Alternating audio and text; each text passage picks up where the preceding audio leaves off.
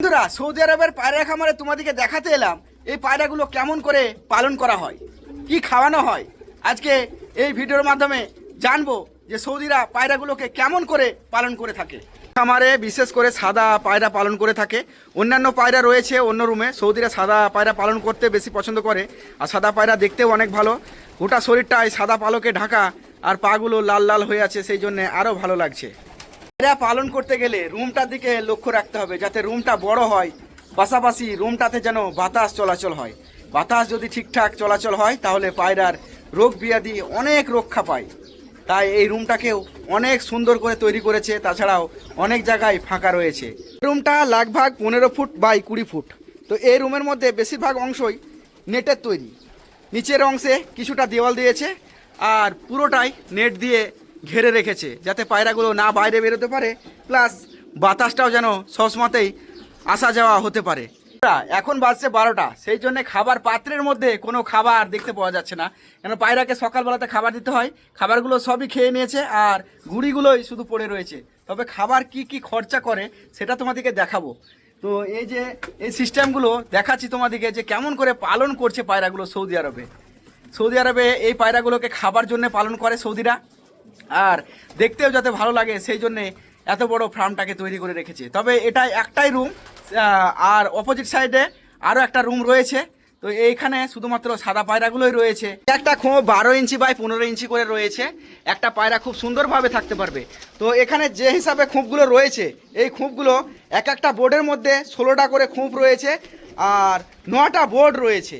তো এখানে যে পায়রাগুলো রয়েছে এই পায়রাগুলো খুব সুন্দর ঝালা ফালা দেখো থাকতে পারছে। আর তাছাড়াও দুটো বাচ্চা হয়েছে এখানে। তো 12 ইঞ্চি বাই 15 ইঞ্চি খোঁপ, মানে অনেকটাই বড় খোঁপ। অবধি এই খোপে অনেক বাচ্চাও রয়েছে, তাছাড়া ডিমও রয়েছে। এই যে এগুলোতে বাচ্চা রয়েছে। তো এখানে মা ছা করে বসে রয়েছে। এদিক দিয়ে দেখতে গেলে পরে অনেক বাচ্চা ছোট ছোট হয়ে আছে। এদিক দিয়েও ডিম হয়ে আছে, এদিক দিয়েও ডিম। আর এই সামনে দিয়ে ছোট ছোট পালক যেগুলো গজিয়েছে কে বলে, সেই বাচ্চাগুলো রয়েছে।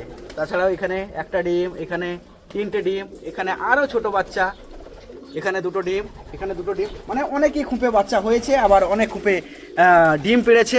বন্ধুরা, সৌদি আরব আসার পরে আমি জানতে পারলাম এই সাদা পায়রা খাওয়া হয়। সাদা পায়রা আমি কখনো খাইনি, আর তাছাড়াও আমাদের দেশে কারো খাওয়া দেখেও নি।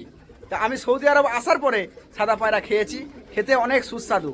আর এই পায়রা খাওয়া নাকি অনেক ভিটামিনজনক জিনিস, তাই পায়রা সৌদিরাও খায় আর আমাকে বলার পরেও আমিও খেতে শুরু করেছি।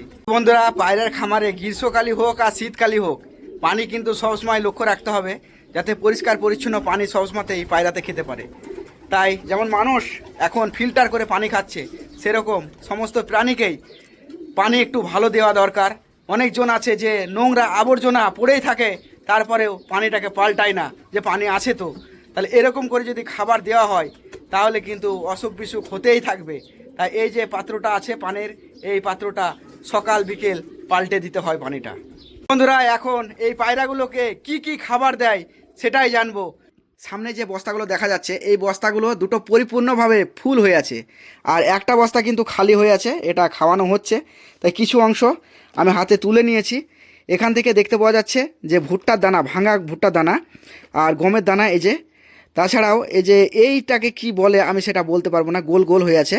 তো এগুলোকে মিক্সচার করে দেয়। তাছাড়া আমাদের দেশে দেখবে হাঁসের বাচ্চা বা মুরগির জন্য যে মাইলোটা থাকে, সেই মাইলো এই যে গোল গোল এই যে পড়ে গেল, এগুলোকেও দিয়ে রাখে। ভিডিওটা তোমাদেরকে কেমন লাগলো? যদি ভালো লেগে থাকে তাহলে একটা করে লাইক করো। সৌদি আরবের ক্ষেত খামারি বা সৌদি আরবের ব্লগ ভিডিও যদি দেখতে চাও তাহলে আমার চ্যানেলটা সাবস্ক্রাইব করে রেখে সাথে থাকো। যখন সৌদি আরবের নতুন নতুন ভিডিও আমি আপলোড করবো তাহলে তোমাদের কাছে পৌঁছে যাবে। সকলে সুস্থ থাকো, ভালো থাকো, আর ব্লগ ভিডিও দেখতে চাইলে অতি অবশ্যই কিন্তু চ্যানেলটা সাবস্ক্রাইব করে রেখো। চলো টাটা, বাই বাই, দেখা হবে আবার পরের ভিডিওতে।